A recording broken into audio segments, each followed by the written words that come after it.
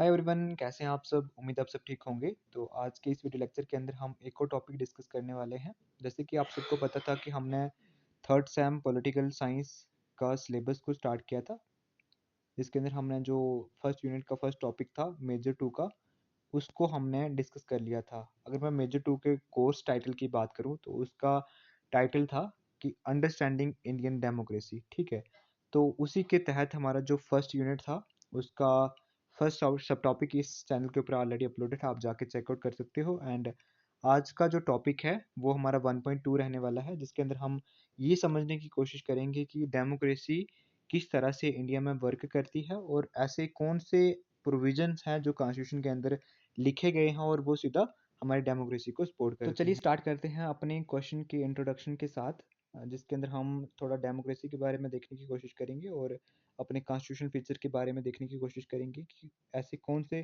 Constitutional features हैं जिसके ऊपर हमारी डेमोक्रेसी जो है वो बेस्ड है या बिल्ट है। ठीक है, तो democracy in India from a constitution perspective is based on the principle enshrined in the constitution which came into effect on 26 January 1950। तो ये कह रहा है कि जो कॉन्स्टिट्यूशन हमने 26 जनवरी 1950 को लाया और उस कॉन्स्टिट्यूशन के अंदर जितने भी प्रिंसिपल्स थे, जितने भी प्रोविजंस थे, उन सब प्रिंसिपल्स के ऊपर जो इंडिया की डेमोक्रेसी है वो बेस्ड है। ठीक है, तो इस सेंटेंस का मतलब यही हुआ कि जो democracy in India constitution perspective से अगर आप देखने की कोशिश करते हो तो वो जो डेमोक्रेसी है वो इन सब चीज़ों के ऊपर बेस है जो कि प्रिंसिपल हमारे कॉन्स्टिट्यूशन के अंदर इनरिस्ट किए गए हैं, दिए गए हैं, बताए गए हैं। उन सब फीचर्स के ऊपर, उन सब प्रिंसिपल्स के ऊपर, उन सब चीज़ों के ऊपर या उन सब प्रोविजंस के ऊपर हमारी जो इंडिया की डेमोक्रेसी है वो खड़ी है। ठीक है, and it establish India as a sovereign socialist secular and democratic republic. जो हमने कॉन्स्टिट्यूशन अडॉप्ट किया 26 जनवरी 1950 को, इसने क्या किया कि हमारा जो इंडिया था, जो हमारी जो कंट्री थी, उसको as a sovereign country declare कर दिया। अब आपको सॉवरन वर्ड समझ आना चाहिए कि सॉवरन का मतलब क्या होता है, कि जिसके अंदर एक ऐसी कंट्री, एक ऐसी स्टेट जो अपने इंटरनल और एक्सटर्नल डिसीजन लेने में फ्री हो, वो किसी बाहरली पावर से दबाव महसूस ना करे और ना ही वो इंटरनली किसी चीज़ के ऊपर डिपेंडेंट हो अपने डिसीजंस लेने के लिए। तो उसको हम एक सॉवरन कंट्री बोलते हैं कि वो अपनी जो मन मर्जी के मुताबिक क्या कर सकती है, अपने डिसीजंस ले सकती है, चाहे वो इंटरनेशनल लेवल पे हो, चाहे वो नेशनल लेवल पे हो। तो वो एक सॉवरन कंट्री हो गई और कॉन्स्टिट्यूशन की वजह से हमने अपने आप को as a sovereign country establish कर दिया। सोशलिस्ट तो आप जानते ही होंगे, जहाँ पे वेलफेयरिज्म की बात होती है, एंड सेकुलर जहाँ पे हर एक धर्म की रिस्पेक्ट होगी, और डेमोक्रेटिक रिपब्लिक का मतलब हो गया कि जहाँ पे जो रूलर्स होंगे वो इलेक्ट करके जाएंगे। ठीक है, तो ये सारी चीज़ें कब एस्टेब्लिश की हमने, जब हमने अपना कॉन्स्टिट्यूशन 26 जनवरी 1950 को इनेक्ट किया, जा इफेक्ट में लाया। ठीक है, and Indian democracy is built on a strong foundation of constitution feature that shape the countries governance and protect the rights of its citizens. तो जो इंडिया की डेमोक्रेसी है वो उन सारे फीचर्स के ऊपर बेस है, उन सारे चीज़ों के ऊपर बेस है जो कि हमारे इंडिया के कॉन्स्टिट्यूशन के अंदर दिए गए हैं। इंडिया के कॉन्स्टिट्यूशन के अंदर जितने भी प्रोविजंस दिए गए हैं, उन सभी चीज़ों के ऊपर, उन सभी प्रिंसिपल्स के ऊपर हमारी जो इंडियन डेमोक्रेसी है वो बेस्ड है। और उसी की वजह से जो कॉन्स्टिट्यूशन फीचर इंडिया के अंदर दिए गए हैं, इंडियन कॉन्स्टिट्यूशन के अंदर दिए गए हैं, उसी की वजह से हमारी कंट्री की जो गवर्नेंस है, जो डे टू डे काम हो रहा है वो चलता है। और वही फीचर जो है वो एक सिटीजन्स के राइट्स को भी प्रोटेक्ट करते हैं। ठीक है, तो मोटे मोटे तौर पे आप समझ गए होंगे कि इंडिया के कॉन्स्टिट्यूशन का कितना महत्व है अपनी हमारी डेमोक्रेसी को प्रोटेक्ट करने के लिए।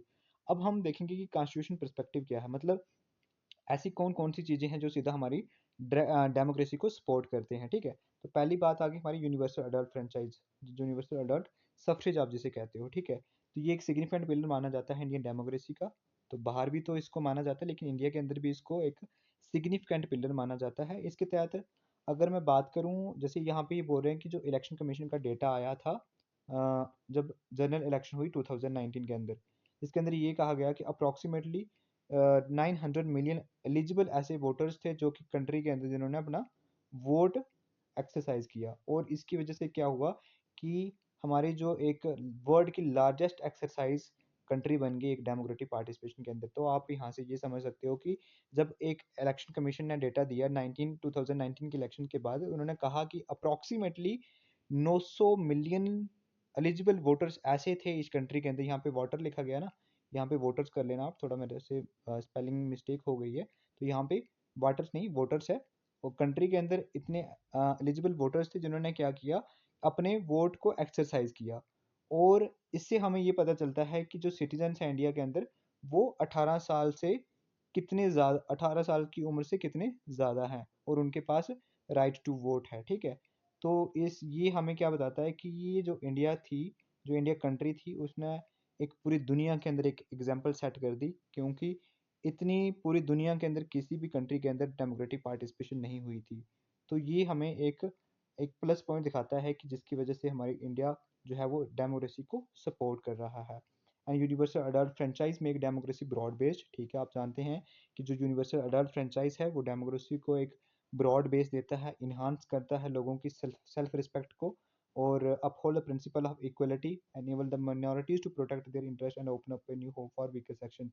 मतलब जैसे ही बंदा एक अपना वोट को एक्सरसाइज करता है, वो एक उम्मीद के साथ किसी एक कैंडिडेट को वोट करता है, तो उसके लिए उसकी जो होप्स होती हैं वो ओपन अप हो जाती हैं। वो अब चाहता है कि वो मेरे इंटरेस्ट को प्रोटेक्ट करेगा, तो ये हमें एक प्लस पॉइंट देखने को मिलता है। उसके बाद अगर हम सेकंड फीचर की बात करें, सेकंड कॉन्स्टिट्यूशन फीचर की बात करें, तो वो हमें देखने को मिलता है फंडामेंटल राइट्स, जो कि सीधा डेमोक्रेसी को सपोर्ट करता है। तो हमारे इंडिया के कॉन्स्टिट्यूशन के अंदर भी वैसा मैंशनड है। जो कॉन्स्टिट्यूशन का पार्ट 3 है, ठीक है, पार्ट 3 है। आपको पता होना चाहिए कि हमारे कॉन्स्टिट्यूशन के अंदर कितने पार्ट्स हैं, कितने शेड्यूल्स हैं और कितने आर्टिकल्स हैं। तो आपने सुना होगा कि जो पार्ट होते हैं वो कितने होते हैं, कितने पार्ट्स हैं हमारे, 12 पार्ट्स हैं, 25 शेड्यूल्स हैं। अगर मैं कॉन्स्टिट्यूशन ऑफ इंडिया की बात करूं, तो जो उसका पार्ट 3 है, उसके अंदर हमें 6 फंडामेंटल राइट्स की गारंटी दी गई है, जो कि एक इंडिविजुअल को उसको लिबर्टी हो और उसके सोशल जस्टिस को प्रमोट करते हैं या उसको प्रोवाइड करते हैं। पहले फंडामेंटल राइट की बात करूं तो right to equality, as you know that second जो राइट है वो हमारा राइट टू फ्रीडम है। Freedom, right to freedom of, हाँ, ये मतलब राइट टू फ्रीडम लिखा गया, आर्टिकल जहाँ पे मेंशन किया गया, आप यहाँ पे ब्रैकेट ब्रैकेट लगा के मेंशन कर सकते हो इस तरह से।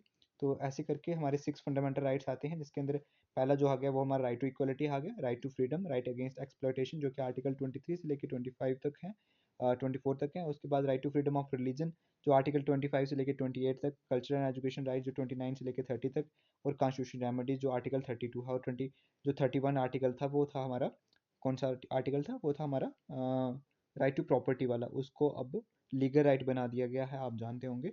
तो ये सारे जो आर्टिकल्स हैं, ये जो सारे हमारे फंडामेंटल राइट्स हैं, ये हमारी सीधा डायरेक्ट डेमोक्रेसी को सपोर्ट करते हैं। डायरेक्ट डेमोक्रेसी का मतलब नहीं कि मतलब डेमोक्रेसी को ही सपोर्ट करते हैं, ठीक है। उसके बाद fundamental rights are made for promoting the ideas of political democracy, okay, and they operate in as a limitation on the tyranny and executive arbitrary laws of the legislature। मतलब ये जो फंडामेंटल राइट्स हैं, ये आपके rights को protect करते हैं। Rights को प्रोटेक्ट किस तरह से करते हैं, क्योंकि जो मन मर्जी से लिए गए डिसीजंस होते हैं एग्जीक्यूटिव के, चाहे वो लेजिस्लेचर के द्वारा लिए जाते हैं, तो जब भी वो ऐसे कोई डिसीजन बनाते हैं जो कि हमारे फंडामेंटल राइट्स को वायलेट करते हैं, तो वो उस चीज़ को वो वायलेट होने नहीं देते हैं। कौन, हमारे फंडामेंटल राइट्स।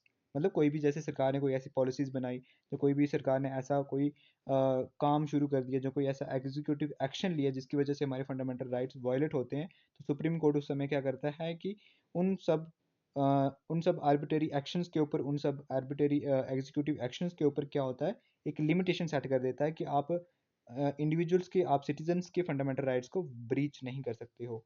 तो ये हमें एक देखने को मिलता है। They are justiciable in nature. आपको पता होगा कि जस्टिशिएबल इन नेचर का मतलब क्या होता है कि आप इसको कोर्ट में जाके इन्फोर्स करवा सकते हो अगर आपके राइट्स जो हैं वो वायलेट होते हैं। तो उस समय जब आपके राइट्स वायलेट होते हैं, तो उस समय एक जो एग्रीव्ड इंडिविजुअल कौन सा होता है, एग्रीव्ड पर्सन उसे बोलते हैं जो अफेक्ट हुआ है, जिसके राइट्स अफेक्ट हुए हैं, जिसके राइट्स वायलेट हुए हैं, उसको हम एग्रीव्ड पर्सन बोलते हैं। एंड वो क्या करता है, सुप्रीम कोर्ट में डायरेक्टली जा सकता है और अपने खुद के लिए रिट्स को इशू करवा सकता है। और रिट्स जो है वो सुप्रीम कोर्ट के द्वारा इशू किए जाएंगे। अगर मैं रिट्स की बात करूँ, तो पहला रिट आता है हमारे पास हैबियस कॉर्पस, सेकंड मैंडेमस आता है, थर्ड प्रोहिबिशन आता है, और फोर्थ जो हमारा सर्चुररी, और फिफ्थ जो हमारा कोवरेंटो आता है। तो इस तरह से रिट्स इशू किए जाते हैं सुप्रीम कोर्ट के द्वारा, और आपके राइट जो हो वायलेट हुए हैं उनको रिस्टोर कर दिया जाता है। उसके बाद जो हमारा थर्ड कॉन्स्टिट्यूशन फीचर है वो है सेपरेशन ऑफ पावर। तो जो कॉन्स्टिट्यूशन ऑफ इंडिया है, उसने ये प्रिंसिपल इनरिच किया है, मतलब अपने कॉन्स्टिट्यूशन के अंदर ऐड किया है, जिसके अंदर क्या किया गया है कि जो पावर है उसको सेपरेट किया गया है अलग अलग ऑर्गन्स के बीच में, ताकि सिस्टम जो है एक चेक एंड बैलेंस का बना रहे। अगर मैं लेजिस्लेचर की बात करूँ, आपको पता होगा कि हमारी जो सरकार है, जो हमारी जो गवर्नेंस है, उसके 3 तरह के ऑर्गन्स होते हैं, एक लेजिस्लेचर, एग्जीक्यूटिव और जुडिशरी। लेजिस्लेचर के अंदर हमारे कौन से आते हैं? पार्लियामेंट हो गया, स्टेट लेजिस्लेचर हो गया, जो कि लॉज बनाने का काम करता है।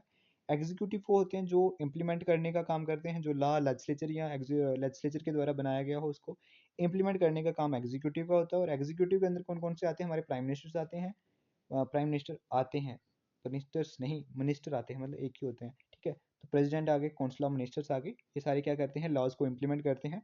और जुडिशरी जो है, जिसके अंदर हमारे सुप्रीम कोर्ट, सबॉर्डिनेट कोर्ट्स और डिस्ट्रिक्ट कोर्ट जितने भी होते हैं, वो क्या करते हैं? लॉ को इंटरप्रेट करते हैं, ताकि कॉन्स्टिट्यूशनैलिटी बनी रहे, कोई भी लॉ को वायलेट ना करे। कॉन्स्टिट्यूशनैलिटी का मतलब होता है कि जो कॉन्स्टिट्यूशन की सुप्रीम पावर है, सुप्रीम अथॉरिटी है, वो बनी रहे। उसके बाद जो हमारा फोर्थ फीचर आता है, वो आता है फेडरल स्ट्रक्चर की। हमारे जो कॉन्स्टिट्यूशन के अंदर फेडरल स्ट्रक्चर है, उसको भी हमने अडॉप्ट किया और उसकी वजह से भी हम डेमोक्रेसी को सपोर्ट करते हैं। ये डेमोक्रेसी का एक फीचर माना जाता है, जिसके अंदर फेडरल स्ट्रक्चर की बात की हो, ठीक है। India federal system of government को फॉलो करता है, जहाँ पे क्या किया गया है कि पावर को डिस्ट्रीब्यूट किया गया है सेंट्रल गवर्नमेंट के अंदर और स्टेट गवर्नमेंट के अंदर। 7 शेड्यूल की बात करें कॉन्स्टिट्यूशन के अंदर, मैंने आपको बताया था कि कितने पार्ट्स हैं, कितने शेड्यूल्स हैं, ये याद रखना। अब हमारे पास 25 शेड्यूल्स हैं मेरे ख्याल से। तो उसमें से जो 7th शेड्यूल है, जिसके अंदर क्या किया गया है कि सब्जेक्ट्स को डिवाइड किया गया है 3 लिस्ट के अंदर। जैसे अगर मैं पहली लिस्ट की बात करूँ, यूनियन लिस्ट है, second third list state list है, और थर्ड जो हमारी कॉन्करेंट लिस्ट है। अगर यूनियन लिस्ट की बात करूँ, तो इसके अंदर जितने भी सब्जेक्ट्स आते हैं, वो सीधे सेंट्रल गवर्नमेंट के जुडिक्शन के अंदर आते हैं। मतलब वो सारी चीज़ें, जैसे मैं डिफेंस की बात करूँ, फॉरेन अफेयर्स की बात करूँ, या कंसी के रिलेटेड कुछ ऐसी बात करूँ, वो सारी जो सब्जेक्ट्स हैं, उन सब के ऊपर जो लॉ बनाने का, जहाँ जो जुरिडिक्शन दिखाने का, जहाँ कोई भी पॉलिसी बनाने का काम किसका है? सेंट्रल गवर्नमेंट का है। तो वो सारी स्टेट लिस्ट के अंदर नहीं आते, बल्कि वो यूनियन लिस्ट के अंदर आते हैं। अगर मैं स्टेट लिस्ट की बात करूँ, स्टेट लिस्ट के अंदर हमारे क्या देखने को मिलता है कि जहाँ पे एजुकेशन होता है, एजुकेशन तो शायद मेरे ख्याल से कॉन्करेंट लिस्ट के अंदर आता है, लेकिन स्टेट लिस्ट के अंदर जैसे लॉ एंड ऑर्डर हो गया, पुलिस हो गया, तो ये इस इन सारे सब्जेक्ट्स के ऊपर क्या करती है? जो स्टेट गवर्नमेंट है होती है, वो लेजिस्लेट करती है, वो कानून बनाती है। और कॉन्करेंट लिस्ट का मतलब यहाँ पे क्या होता है कि जहाँ पे सेंट्रल गवर्नमेंट भी अपना कानून बना सकती है, सेंट्रल गवर्नमेंट भी लेजिस्लेट कर सकती है, सेंट्रल गवर्नमेंट भी उन सारे सब्जेक्ट्स के ऊपर पॉलिसी बना सकती है, और स्टेट गवर्नमेंट भी बना सकती है। बट अगर कोई केस आ जाता है जहाँ पे कॉन्फ्लिक्ट अराइज हो, कोई ऐसी जजमेंट पास कर दी गई हो, मैं ऐसी बात करता हूँ, जैसे कोई एजुकेशन एक सब्जेक्ट है, उसके ऊपर स्टेट ने भी कोई एक जजमेंट पास कर दी गई है, और स्टेट गवर्नमेंट के द्वारा भी और सेंट्रल गवर्नमेंट के द्वारा भी। लेकिन उस समय जो बात सुनी जाएगी, वो हमें सेंट्रल गवर्नमेंट की सुनी जाएगी, अगर कंकरेंट लिस्ट के अंदर वो सब्जेक्ट आता है। आपको यहाँ पे क्लियर नहीं हो रहा होगा, मैं फिर से समझाने की कोशिश करता हूँ। जो हमारा कॉन्स्टिट्यूशन है, उसने फेडरल सिस्टम ऑफ गवर्नमेंट को अडॉप्ट किया है। फेडरल सिस्टम ऑफ गवर्नमेंट का मतलब क्या होता है कि जिसके अंदर पावर जो है वो डिस्ट्रीब्यूट होती है सेंट्रल गवर्नमेंट के अंदर और स्टेट गवर्नमेंट के अंदर। अगर मैं पावर डिस्ट्रीब्यूशन की बात करूँ, वो लिखा कहाँ गया है? वो 7 शेड्यूल के अंदर लिखा गया है, जो कि हमारे कॉन्स्टिट्यूशन के अंदर प्रोवाइडेड है, जिसको 7 शेड्यूल के अंदर हमने 3 लिस्ट के अंदर सब्जेक्ट्स को डिवाइड किया है, ठीक है? सब्जेक्ट्स को 3 लिस्ट के अंदर डिवाइड किया गया है, और जो 3 लिस्ट हैं, वो हमारी पहली आ गई यूनियन लिस्ट, दूसरी आ गई हमारी स्टेट लिस्ट, और तीसरी आ गई हमारी कॉन्करेंट लिस्ट, ठीक है? तो अब उसी के तहत हम चलते हैं। जैसे यूनियन लिस्ट मतलब जो स्टेट सेंट्रल गवर्नमेंट से बिलोंग करेगी। मतलब जैसे मैंने आपको बताया, डिफेंस हो गया, फॉरेन सेक्टर हो गए, ये सारे सब्जेक्ट्स किसके अंडर आएंगे? हमारी सेंट्रल गवर्नमेंट के अंदर आएंगे। स्टेट लिस्ट के अंदर वो सारी चीज़ें आएंगी जो कि स्टेट उन चीज़ों के ऊपर जुरिडिक्शन दिखाएगा। जुरिडिक्शन का मतलब लेजिस्लेट करेगा, लॉज बनाएगा, पॉलिसीज बनाएगा। इसके अंदर वो ऐसे कौन से सब्जेक्ट्स आते हैं? जैसे पुलिस हो गया, लॉ एंड ऑर्डर हो गया, तो ये स्टेट लिस्ट के सब्जेक्ट्स हैं। और उसके बाद जो कॉन्करेंट लिस्ट के मतलब कि जो बचे हुए ना, बचे हुए वो जो हैं, वो रेजिड्यूरी के अंदर आएंगे, लेकिन वो ऐसे सब्जेक्ट जिसके ऊपर दोनों गवर्नमेंट जो है वो लेजिस्लेट कर सकती हैं, ठीक है? दोनों गवर्नमेंट जो है वो लॉज बना सकती हैं, सेंट्रल गवर्नमेंट भी बना सकती है और स्टेट गवर्नमेंट भी बना सकती है। तो वो कौन सी लिस्ट के अंदर आते हैं? कॉन्करेंट लिस्ट के अंदर आते हैं।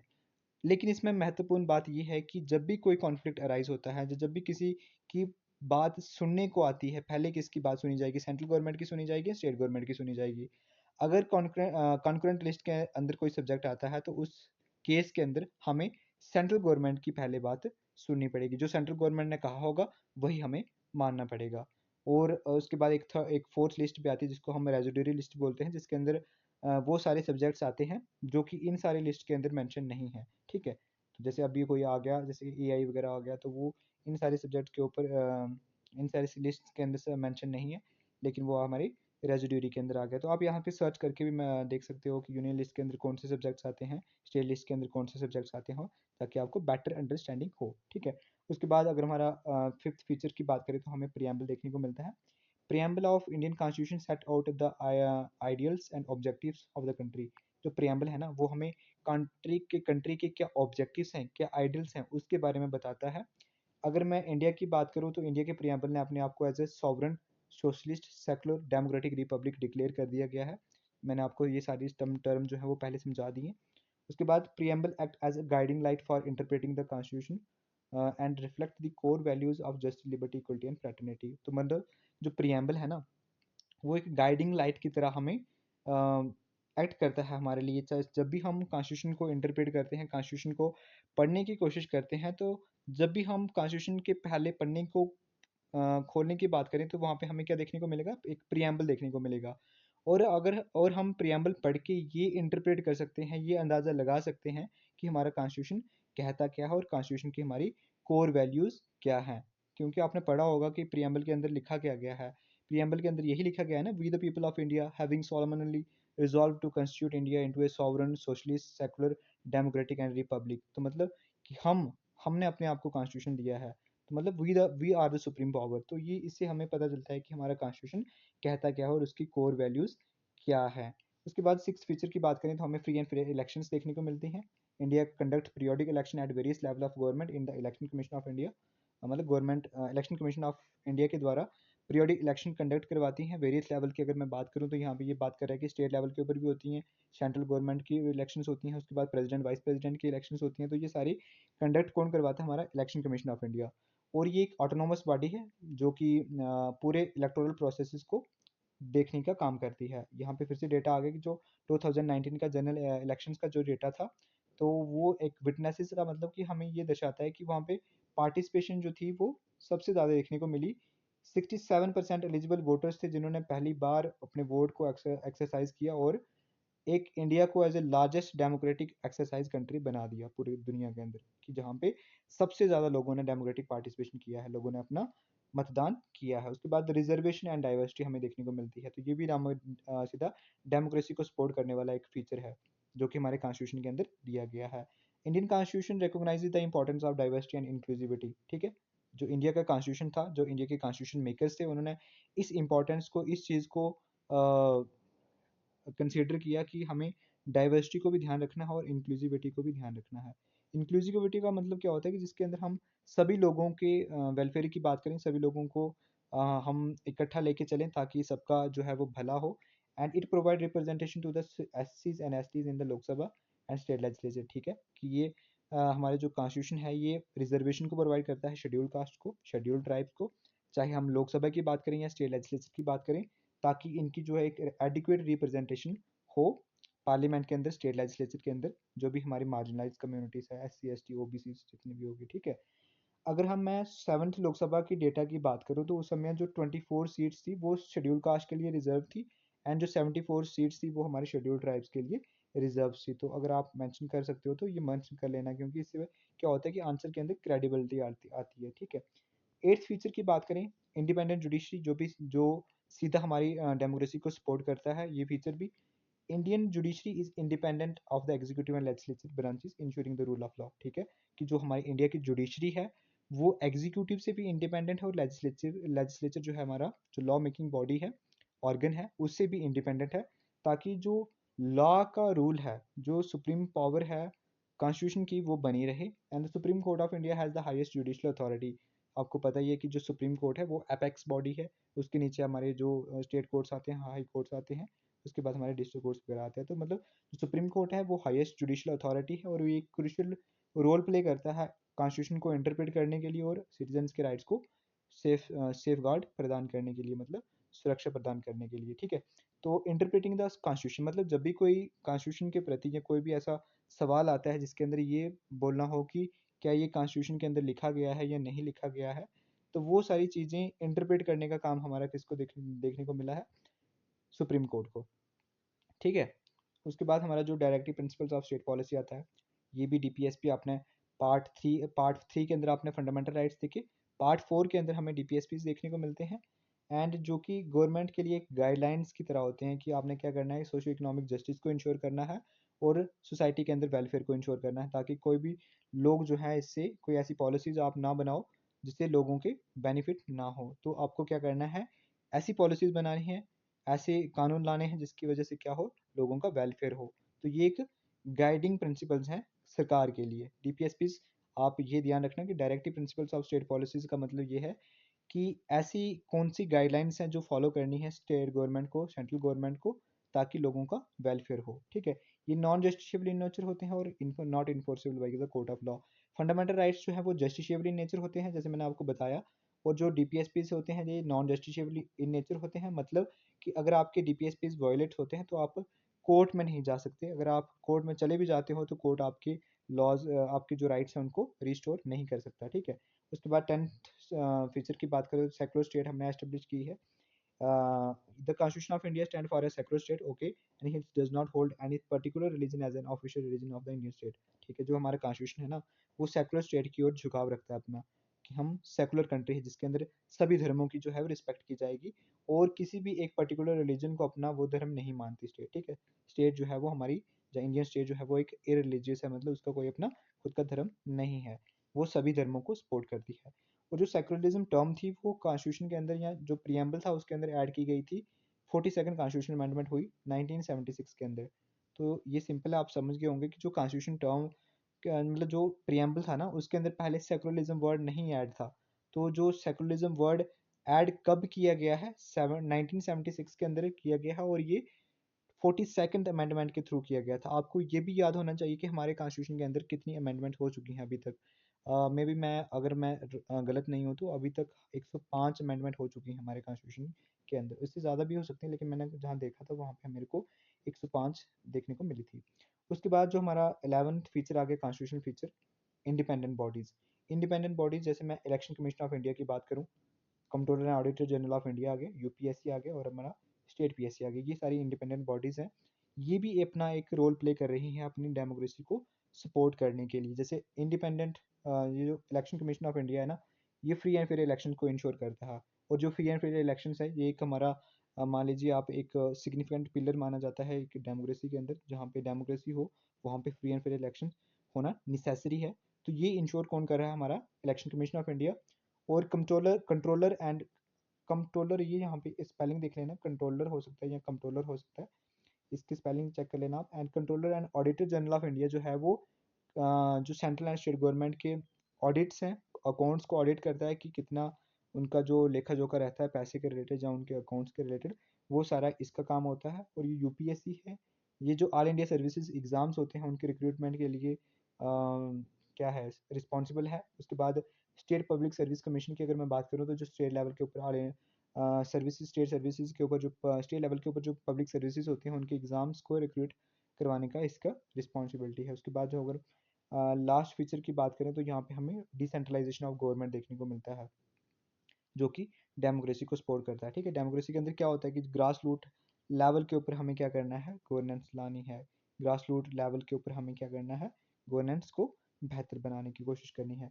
अगर मैं इंडिया की कॉन्स्टिट्यूशन की बात करूँ तो ये पहले बाकी कॉन्स्टिट्यूशन की तरह ही डुअल पॉलिटी को बताता था हमें। मतलब डुअल पॉलिटी का मतलब यही है कि जहाँ पे सिर्फ दो तरह की गवर्नेंस हमें गवर्नमेंट देखने को मिलती थी, पहली स्टेट गवर्नमेंट, दूसरी सेंट्रल गवर्नमेंट।